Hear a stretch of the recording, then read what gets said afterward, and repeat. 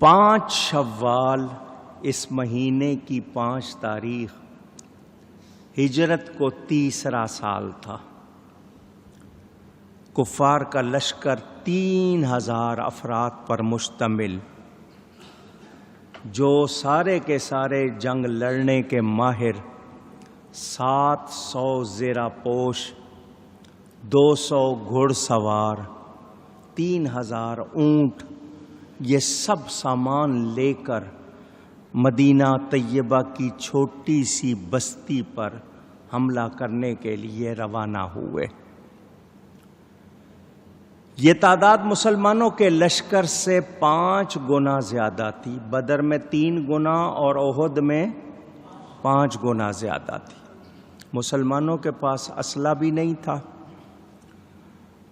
مسلمانوں کے پاس سامان بھی نہیں تھا۔ کافروں نے ایک فیصلہ اور کیا کہ ہم اپنی عورتوں کو بھی ساتھ لے کر جائیں گے، تاکہ میدان جنگ میں انہیں چھوڑ کر بھاگنے کا کوئی تصور ہی نہ رہے۔ بڑے بڑے سرداروں نے اپنی بیویوں کو، دیگر عورتوں کو ساتھ لیا۔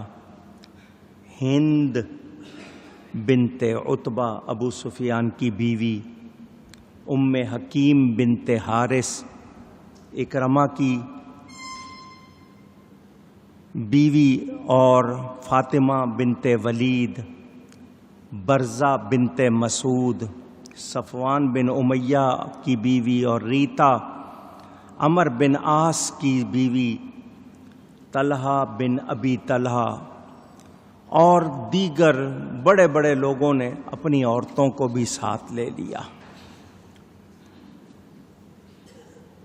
یہ اپنے مقتولوں کے مرثیے گاتی تھیں، روتی تھیں، آہ و فغاں کرتی تھیں، دف بجاتی تھیں، دوسروں کو بھی رلاتی تھیں، اور بدلے کا جوش ان میں ابھارتی تھیں۔ ابو عامر راہب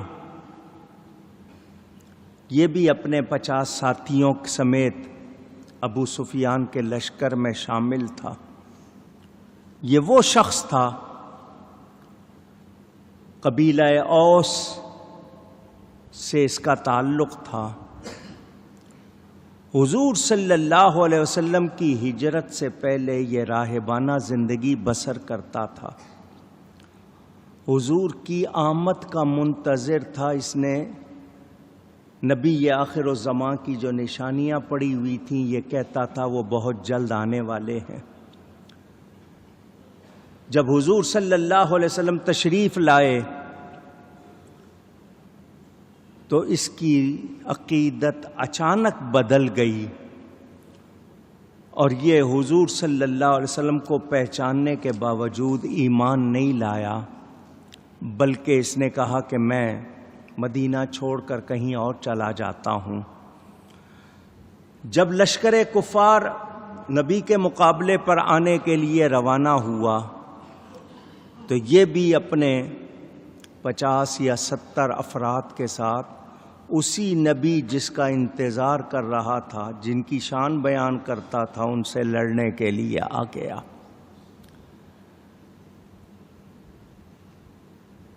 میں اگر تفصیل سے پورا واقعہ سناؤں گا تو ایک جمعے میں پورا نہیں ہوگا۔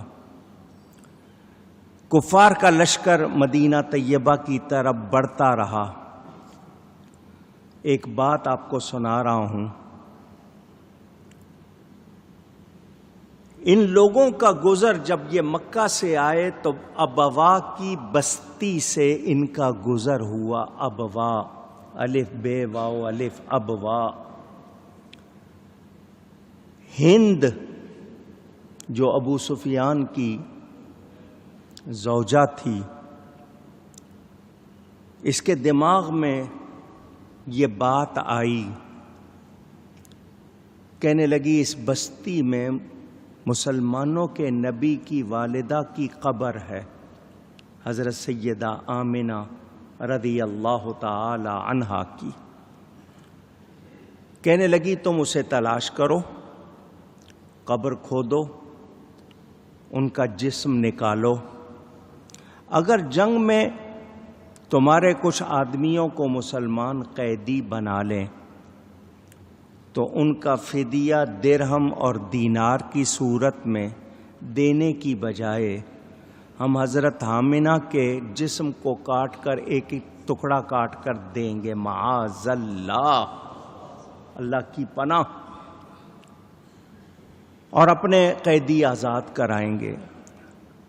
یہ بات دوسروں تک پہنچی، کچھ لوگ کہنے لگے بالکل ایسا کرنا چاہیے، لیکن کچھ سمجھدار لوگ تھے، انہوں نے کہا اگر تم نے قبر کھودنے کی رسم شروع کی تو تم کیا سمجھتے ہو مسلمان تمہاری قبروں کو چھوڑ دیں گے؟ وہ تمہارے مردے نکالیں گے اور ان کو ذلیل کرنا شروع کر دیں گے۔ ایسے فتنے کا دروازہ نہ کھولو۔ اللہ تعالیٰ نے اپنے حبیب کی والدہ کی قبر کو محفوظ رکھنا تھا، چنانچہ ان کو اس ارادے سے باز رکھا۔